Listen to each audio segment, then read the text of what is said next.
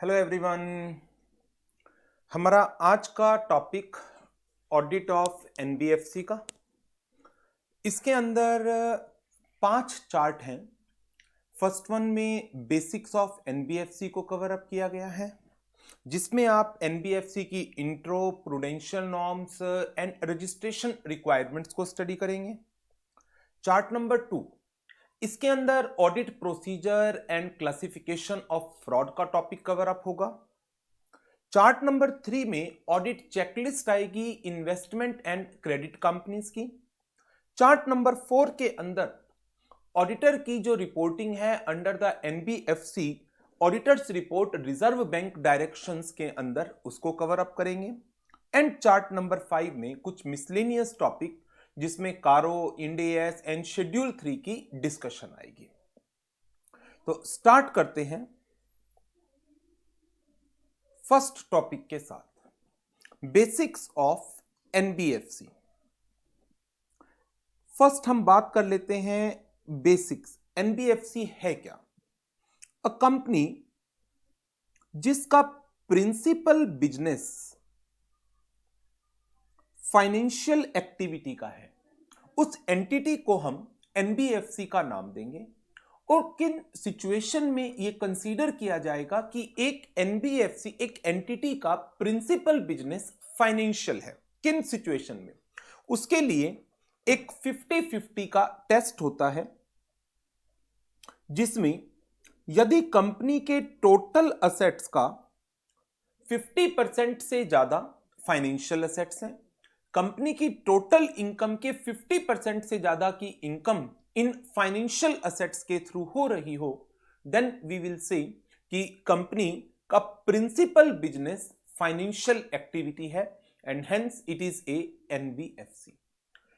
So a company whose principal business is of financial activity is classified as NBFC, and financial activity will be considered as principal business if financial assets constitute more than 50% of the total assets and income from financial assets constitute more than 50% of the gross income. And if the company is classified as a NBFC, then it cannot commence its business of financing जब तक वो certificate of registration नहीं ले लेती RBI से। तो अब बात करते हैं सेकंड टॉपिक की, जिसके अंदर हम registration and regulation of NBFC की डिस्कशन करेंगे। Section 45IA of the RBI Amendment Act, it provides that no NBFC is allowed to carry on the business of NBFC without obtaining a certificate of commencement of business from the RBI and having net own funds of rupees 25 lakh or such other amount not exceeding rupees 100 crore as notified by the RBI. At present जो limit RBI ने prescribe कर रखी है that is 200 lakh, that is 2 crore rupees. So एक NBFC, 3 चीजें हो गई।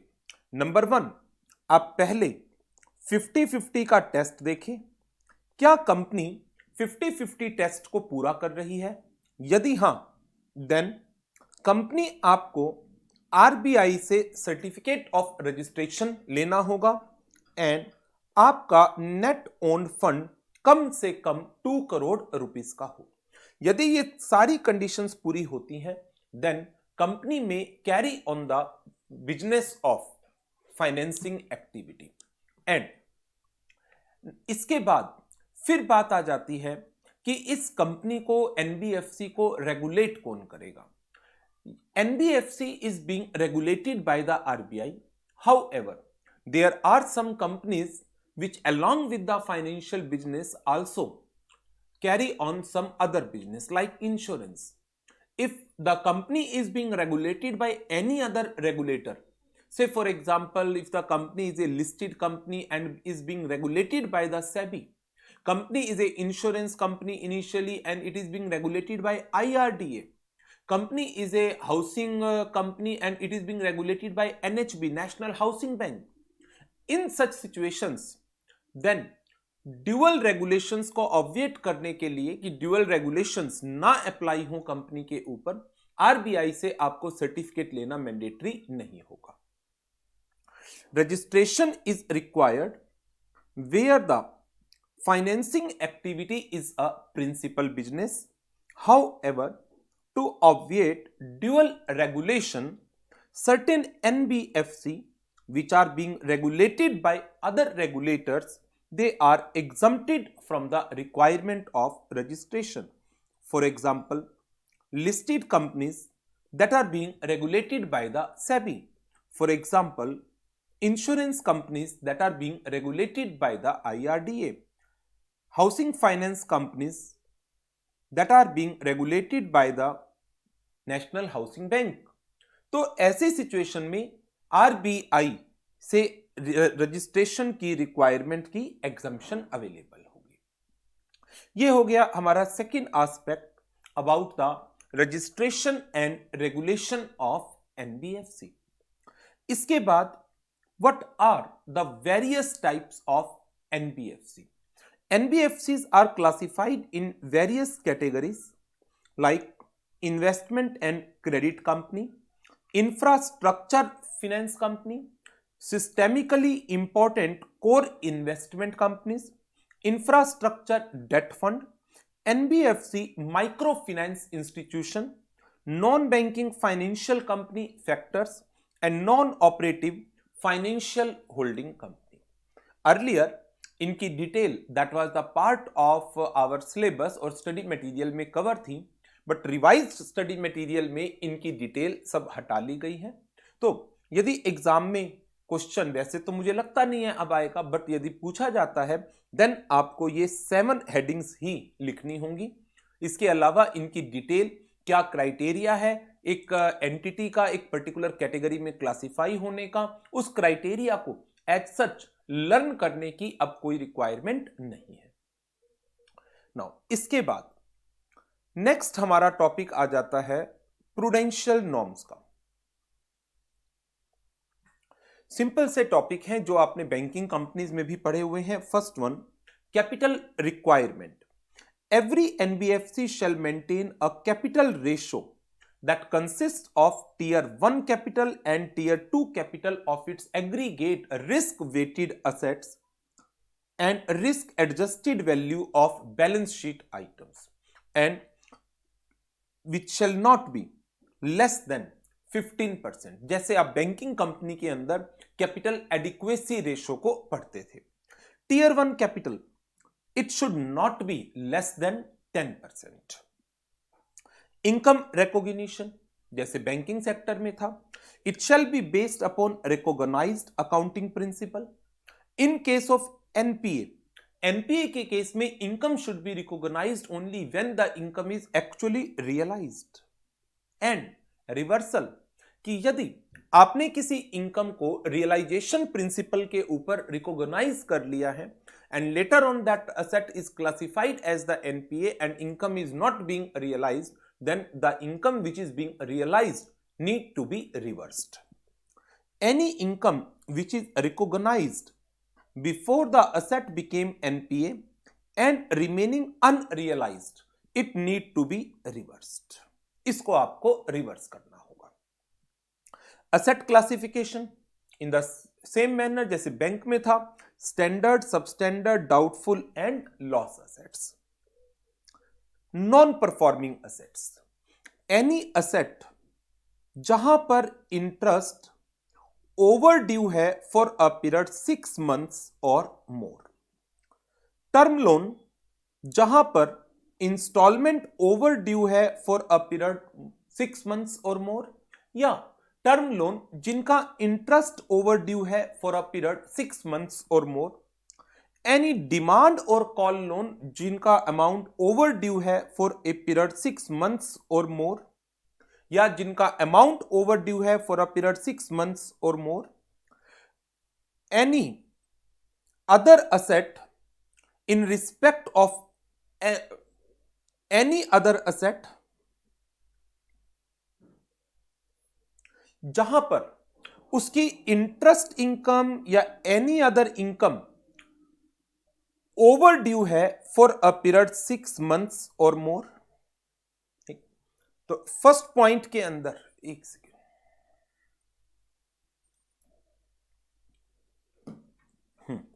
तो ई पॉइंट था हमारा कि यदि कोई भी और अदर करंट असेट है या कोई डेट है, उसकी इंटरेस्ट इनकम या अदर इनकम ओवर ड्यू है फॉर अ पीरियड 6 मंथ्स और more, any dues on account of sale of assets और सर्विसेज रेंडर्ड जो ओवर ड्यू है फॉर ए पीरियड 6 मंथ्स और मोर। देखो point number A B C D E F, इन पहले 6 points के अंदर जो पीरियड बताया गया है 6 मंथ्स, सब जगह पर 6 मंथ्स की बात की गई है। पहला पॉइंट इन जनरल असेट्स जहां पर इंटरेस्ट ओवर ड्यू है। दूसरे नंबर पर टर्म लोन जहां पर उसकी इंस्टॉलमेंट या उसका इंटरेस्ट ओवर ड्यू है फॉर अ पीरियड 6 मंथ्स और मोर। डिमांड और कॉल लोन जहां पर अगेन प्रिंसिपल या उसका इंटरेस्ट इधर प्रिंसिपल ओवर ड्यू है या उसका इंटरेस्ट अमाउंट ओवर ड्यू है फॉर अ पीरियड 6 मंथ्स और more. A bill which remains overdue for a period 6 months और मोर, या अदर करंट असेट्स की कोई भी इनकम या किसी डेट की कोई interest income which remains overdue for a period 6 months और मोर। Any due in respect of sale of goods or rendering of services which remains overdue for a period 6 months or more. Now, अब यहां पर जो word दिया गया है 6 months, ये इन case of most of the NBFC वो 3 months चलता है, और वो मोस्ट ऑफ द एनबीएफसी के लिए हमने क्या वर्ड यूज किया, NBFC systemically important non deposit as well as deposit taking company. जितनी भी सिस्टेमिकली इंपॉर्टेंट एनबीएफसीज हैं वहां पर ये period instead of 6 months will be considered as the 3 months. तो जनरल ये पीरियड 3 मंथ का चलेगा। एंड लीज रेंटल के केस में या हायर परचेज के केस में जहां पर इंस्टॉलमेंट ओवर ड्यू है फॉर अ पीरियड 12 मंथ, बाकी सब जगह चाहे वो जनरल असेट्स की बात थी, अदर करंट असेट्स की बात थी, टर्म लोन की बात थी, या फिर डिमांड लोन्स की बात थी, बिल्स की बात थी, sale of goods and rendering of services के डेट की बात थी, वहां पर period 6, but NBFC systemically important deposit as well as non deposit taking company में वो 3 month, but lease rental and hire purchase के केस में ये पीरियड 12 मंथ का। बट अगेन यदि ये एनबीएफसी एसआई डिपॉजिट और नॉन डिपॉजिट किसी भी कैटेगरी में फॉल करती है then the period will be again 3 months. सब पे स्टार मार्क लगा हुआ है। सो ये एनपीए क्लासिफिकेशन के प्रोविजंस थे। इसके बाद फिर बात आ जाती है प्रोविजनिंग रिक्वायरमेंट की। स्टैंडर्ड असेट्स के ऊपर 0.4% का, सब स्टैंडर्ड पर 10% का, सब स्टैंडर्ड के अनसिक्योर्ड पोर्शन के ऊपर 100%, डाउटफुल के सिक्योर्ड पोर्शन, अनसिक्योर्ड पोर्शन पर 100%, एंड डाउटफुल के सिक्योर्ड पोर्शन पर डिपेंडिंग अपॉन द पीरियड की एक एडवांस को एनपीए बने सब स्टैंडर्ड से डाउटफुल की कैटेगरी में क्लासिफाई हुए कितना पीरियड हो गया, अप टू 1 ईयर में 20, 1 to 3 ईयर में 30 एंड मोर देन 3 में 50% सिक्योर्ड पोर्शन पर। बट डाउटफुल असेट्स के अनसिक्योर्ड पोर्शन के ऊपर 100%, और लॉस असेट चाहे सिक्योर्ड है अनसिक्योर्ड है 100% का प्रोविजन बनाने की रिक्वायरमेंट है। सो स्टैंडर्ड असेट्स के ऊपर 0.4%, सब स्टैंडर्ड असेट्स पर 10%, डाउटफुल सिक्योर्ड पोर्शन के ऊपर 20, 30, 50, अनसिक्योर्ड पोर्शन के ऊपर 100 एंड लॉस असेट्स के ऊपर पूरा 100%। तो ये हमारे प्रूडेंशियल नॉर्म्स थे एनबीएफसी के, और ये हमारा पहला जो चार्ट था बेसिक्स ऑफ एनबीएफसी का, ये हमने डिस्कस कर लिया। आगे बढ़ते हैं। दूसरा टॉपिक ये है हमारा ऑडिट प्रोसीजर्स का एंड क्लासिफिकेशन ऑफ फ्रॉड का। फर्स्ट हम बात करते हैं ऑडिट प्रोसीजर्स की। इसके अंदर दो मेन पॉइंट हैं, एक तो डिपॉजिट्स का और दूसरा प्रूडेंशियल नॉर्म्स का। First one, ascertain the business of NBFC. NBFC किस किस बिजनेस में एंगेज्ड है और इसके लिए आप उस कंपनी के मेमोरेंडम को, आर्टिकल को, उनकी पॉलिसीज को, board meetings and committee meetings के मिनट बुक्स को स्टडी कर सकते हैं। इससे आपको आइडिया लग जाएगा कि ये एंटिटी कौन कौन सी बिजनेस एक्टिविटीज में एंगेज्ड है। Number 2, evaluation of internal control system. As a auditor we need to check क्या necessary internal control which are required for the smooth functioning of the various activities, whether they exist, and if they exist, whether they are effective and whether they are continued throughout the audit period. Exist, effective and continued. And इसके साथ साथ auditor is required to examine that the system for the recovery of advances, periodical review of advances, क्या वो exist करते हैं and क्या वो system effective है।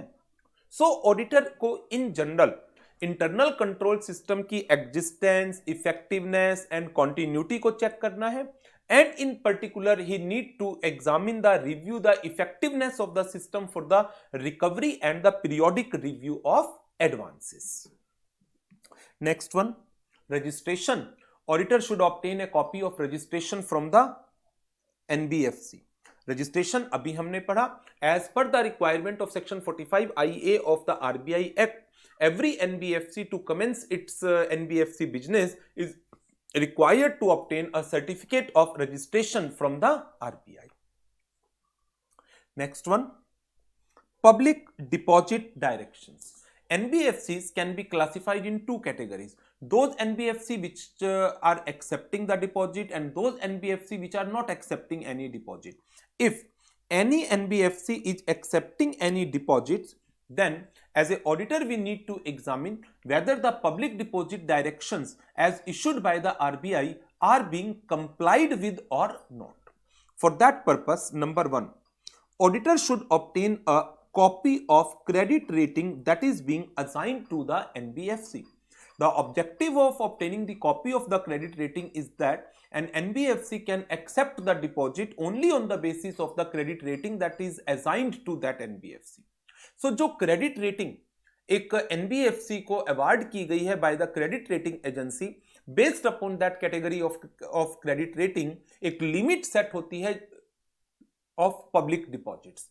So auditor is required to obtain a copy of credit rating that is assigned to the NBFC so that he can ascertain to how much extent the company can accept the deposits from the public.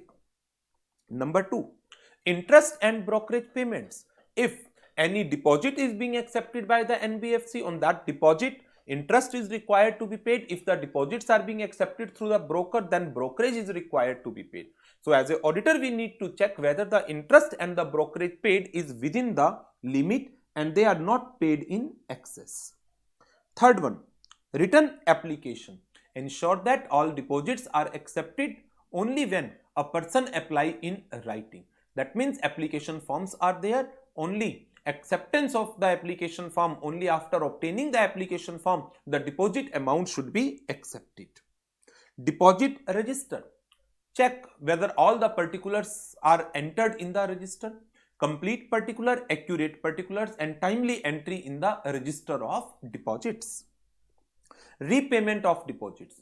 As an auditor we need to ensure that whether the deposits are being repaid on due date or not. Custody of investments. Auditor should obtain the certificate in case investments are kept in safe custody of third parties. In that case, auditor may ask for external confirmation from the third party and at the same time he may also seek written representations from the management of the NBFC. Submission of accounts. Audited accounts, financial statement, auditor report that are being submitted to the RBI on timely basis as per the requirement of public deposit directions. Filing of annual return. Annual return is filed in specified time, and in case if board of NBFC resolved that NBFC is not going to accept any kind of deposit, then they need to pass a resolution, and a copy of the resolution is to be obtained by the auditor that this NBFC is not accepting any deposit. Board resolution to be obtained in case of non acceptance of deposits. इसके relation में एक छोटा सा topic है change of credit rating. अभी हमने पढ़ा पहले पॉइंट के अंदर क्रेडिट रेटिंग का पॉइंट. ये पॉइंट कहता है कि हर एक एनबीएफसी जो डिपॉजिट एक्सेप्ट करना चाहती है, they need to obtain a credit rating from the credit rating agency, and based upon that credit rating limit over the acceptance of deposit is being determined. So in a case credit rating is being change, credit rating upgrade होती है, downgrade होती है, then accordingly जो deposits की limit है वो भी enhance या रिड्यूस्ड होगी.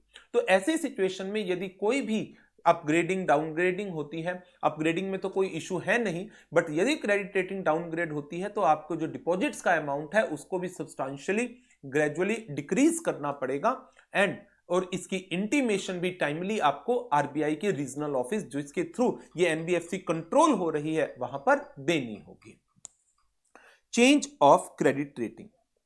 इन the event of downgrading of credit rating, यदि क्रेडिट रेटिंग डाउनग्रेड होती है, NBFC will have to reduce its public deposits in accordance with the revised credit rating within the specified time frame and inform the same to the RBI in writing. If credit rating of investment credit company is downgraded below the minimum investment grade जो RBI ने defined कर रखी है, ICC investment credit company, वो company जो credit भी देती है, मींस लोन एंड एडवांसेस देती है, and at the same time investment activity में भी एंगेज्ड है, they need to regularise the excess deposit as follow. Stop accepting fresh public deposit and renewing the existing deposit. नया deposit accept नहीं करोगे, पुराना deposit mature हो गया, renew नहीं करोगे. All existing deposits shall run off to maturity. Maturity तक चलेंगे, and within 15 days you need to report to the regional office of the RBI where the NBFC is registered. Important है, case studies बनाई जा सकती हैं change of credit rating के ऊपर. Thereafter फिर बात आ जाती है कंप्लायंस ऑफ प्रूडेंशियल नॉर्म्स. ये क्वेश्चन तो कई बार एग्जाम में आया हुआ है. What are the steps to be taken by the auditor to ensure that prudential norms are being complied with by the NBFC? First one, verification of compliance of prudential norms as to income recognition, income from investment, asset classification into standard, substandard, doubtful, loss, capital adequacy norms as to tier 1 capital, tier 2 capital, tier 1 tier 2 की अपनी ratios, granting loan against own share, अपने share के against कोई भी loan किसी भी तरह का ग्रांट नहीं किया जाएगा. Norms for concentration of credit की आपको अपने क्रेडिट की कितनी परसेंटेज यदि किसी पर्टिकुलर सेक्टर में देनी है, तो उन चीजों का आपको जो आरबीआई ने प्रूडेंशियल नॉर्म्स दिए हैं उन सब चीजों का एज ए एनबीएफसी आपको कंप्लायंस करना है, and auditor is required to check whether the prudential norms are being complied with by the NBFC और not. Number 2, check whether any policy for granting the demand loans has been framed and approved by the board of directors. Classification of advances has been made as per the RBI directions of prudential norms. Income from the NPA, ensure that income from NPA has been recognized only on realization principle, not on accrual principle. Recovery from the NPA, those accounts which have been classified as the NPA in the prior period, whether there arise any recovery in these NPA account, क्या इनमें से कोई account upgrade हुआ है या नहीं हुआ है. So in this manner a auditor is required to check the compliance of prudential norms in case of an NBFC. सो ये हमारे टॉपिक थे about aspects of audit procedures के अंदर, जिसमें पब्लिक डिपॉजिट डायरेक्शंस का टॉपिक एंड प्रूडेंशियल नॉर्म्स का topic दोनों important है। 4 मार्क्स का क्वेश्चन इनके ऊपर फ्रेम किया जा सकता है। नेक्स्ट टॉपिक वो है मेरे पास क्लासिफिकेशन ऑफ फ्रॉड का। ये आपको लर्न करना है। इसके अंदर कोई वैसे अंडरस्टैंडिंग वाली चीजें नहीं है, अंडरस्टैंडिंग इन द सेंस कि कोई केस स्टडी इनके ऊपर बनेगी, बट थ्योरेटिकल क्वेश्चन इसके ऊपर बहुत बहुत इंपॉर्टेंट बनता है। In order to have uniformity in reporting, the frauds have been classified as under based upon the provisions of IPC Indian penal code, भारतीय दंड संहिता। जो उसके अंदर फ्रॉड की क्लासिफिकेशन है, वही क्लासिफिकेशन में रिपोर्टिंग फ्रॉड्स की आरबीआई को करनी है। Number 1, miss appropriation of funds and criminal breach of trust. Second one, any fraud encashment, fraudulent encashment through forged instruments, manipulation of books of account or through the fictitious account. So first one, misappropriation of funds and criminal breach of trust, when a person has been trusted for some activities but उसने इस trust का breach किया है, fraud किया है, cheating की है company के साथ। जैसे कैशियर, ट्रस्ट किया जाता है कैश की मैनेजमेंट को लेकर के उसके ऊपर, बट यदि वो उस चीज को तोड़ता है, भरोसे को तोड़ता है, then misappropriation and criminal breach of trust. Unauthorised credit facilities extended to person for some bribe, gratuitous benefits etcetera. एक पर्सनल एडवांटेज के लिए रिश्वत लेकर के किसी एंटिटी को क्रेडिट फैसिलिटीज एक्सटेंड करना, जब वो एंटिटी जिसको क्रेडिट फैसिलिटी दी गई है वो एंटाइटल्ड नहीं थी इस क्रेडिट फैसिलिटी के, based upon the credit norms. Negligence and cash shortage, लेकिन किसी पर्सन की नेग्लिजेंस या कैश में कोई चोरी है, वो तभी फ्रॉड की कैटेगरी में आएगी यदि फ्रॉड सस्पेक्टेड या प्रूव्ड है। यदि फ्रॉड इंटेंशन सस्पेक्टेड या प्रूव्ड है at the time of detection, then negligence will be treated as fraud and reported if, अच्छा सॉरी, यदि यहां पर देखो फ्रॉड की इंटेंशन नहीं है, प्रूव नहीं हो पा रही, तब भी क्या नेग्लिजेंस या कैश की शॉर्टेज फ्रॉड मानी जाएगी? 2 सिचुएशन है। यदि कैश की शॉर्टेज 10,000 से ज्यादा है, इंटेंशन क्लियर नहीं है, सस्पिशियस नहीं है और कोई मेल इंटेंशन प्रूव भी नहीं हुई, बट 10,000 रुपए से ज्यादा की यदि कैश की शॉर्टेज है, that will be treated as fraud. Multiple choice question बन सकता है इसके ऊपर। हाउएवर, यदि कैश की शॉर्टेज 5,000 रुपए से ज्यादा है, कैश की शॉर्टेज को मैनेजमेंट ऑडिटर या किसी इंस्पेक्टिंग ऑफिसर ने आइडेंटिफाई किया है, and the person who is handling the cash, उसने इसकी रिपोर्टिंग नहीं की। The person who is handling the cash, उसने इसकी रिपोर्टिंग नहीं की। फ्रॉड, कैश की शॉर्टेज 5,000 से ज्यादा की है, but this shortage is being either identified by management or by auditor or by inspecting officer. In that case, this cash shortage will be treated as the fraud. Cheating and forgery, irregularities in foreign exchange transaction, but foreign exchange transaction की irregularity fraud तभी मानी जाएगी when the intention to cheat or defraud either suspected or proved. And last, any other type of fraud not coming under the specific heads. तो 4 marks का, 6 marks का इसके ऊपर question ये हो सकता है कि how the various frauds are being classified which are being reported to the RBI.